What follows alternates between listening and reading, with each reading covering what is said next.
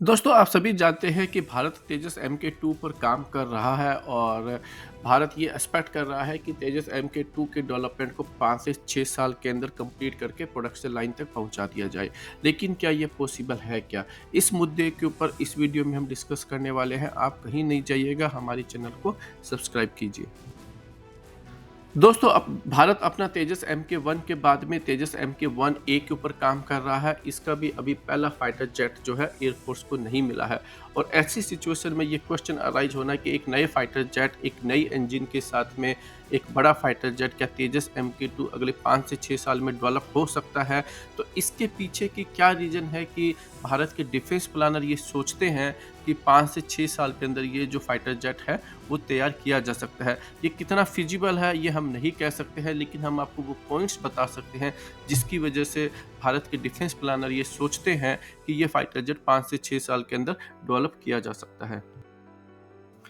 दोस्तों देखिए, तेजस MK1A और तेजस MK1 के अंदर कोई भी जो है साइज वाइज डिफरेंस नहीं है। दोनों सेम एयरक्राफ्ट है। तेजस MK1A जो है वो नई AES रेडार के साथ में इंटीग्रेट होकर आ रहा है और जो तेजस MK2 है वो बेसिकली एक बड़े इंजन GE414 और एक बड़ी एयर फ्रेम के साथ में, और साथ में जो है उसके 2 कैनार्ड्स भी होंगे और इन चेंजेस के साथ के अंदर ये फाइटर जेट आ रहा है।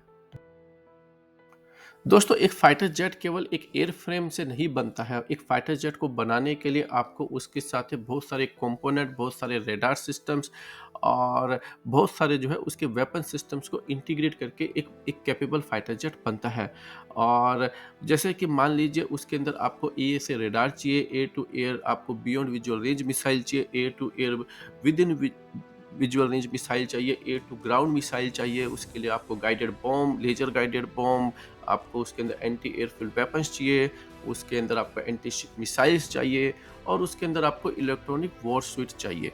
और इसके लिए आपको उसके लिए ग्राउंड हैंडलिंग फाइटर जेट की करनी होती है। उसको फाइटर जेट को कैसे जो है उसके अंदर जो सॉफ्टवेयर होता है वो सब आपको चाहिए। और इन सारी चीज़ों के लिए भारत के लिए एक अच्छी खबर ये है कि भारत टेक्निकली इन सारे सिस्टम्स कंपोनेंट्स को ऑलरेडी डेवलप करके टेस्ट कर चुका है। और भारत का जब तेजस MK1A आएगा तो उसके अंदर ये सारे जो है इंटीग्रेट होकर आएंगे। और तेजस MK2 जैसा कि मैंने कहा कि एक बड़ा फाइटर जेट है, एक बड़े इंजन के साथ है। बाकी की सारी टेक्नोलॉजी दोस्तों तेजस MK1A से डिराइव्ड होगी। उसके अलावा भारत जो है कुछ नई जो सिस्टम्स डेवलप कर रहा है अपने EMCA के लिए, वो धीरे-धीरे इसके अंदर इंटीग्रेट होते आएंगे। टेक्निकली दोस्तों बेसिक डिफरेंस तेजस MK1A और तेजस MK2 के अंदर है कि तेजस MK2 एक बड़ा फाइटर जेट है। ये अपने साथ में ज़्यादा फ्यूल कैरी कर सकता है, ज़्यादा वेपन लोड लेकर जा सकता है और इसकी फ्लाइट जो ड्यूरेशन होगी वो भी काफ़ी ज़्यादा होने वाली है कंपेयर टू तेजस MK1A। अब जब उसकी फ्लाइट टेस्टिंग की बात आएगी, खास करके कोल्ड वेदर, हॉट वेदर, आपको रेनी वेदर, ओशन वेदर, इन सब के अंदर हम ऑलरेडी तेजस MK1 को ट्रायल कर चुके हैं, उसको टेस्ट कर चुके हैं। तो सेम टेक्नोलॉजी अगेन दोस्तों इसके ऊपर जाने वाली है, इसलिए इन सब के अंदर हमें टाइम बचने वाला है। जैसे कि मान लीजिए, अगर आपको एक एग्जांपल से समझाता हूँ कि जैसे मान लीजिए आप पहले हम जब तेजस MK1 था तो उस पर अस्त्रा मिसाइल को टेस्ट कर रहे थे।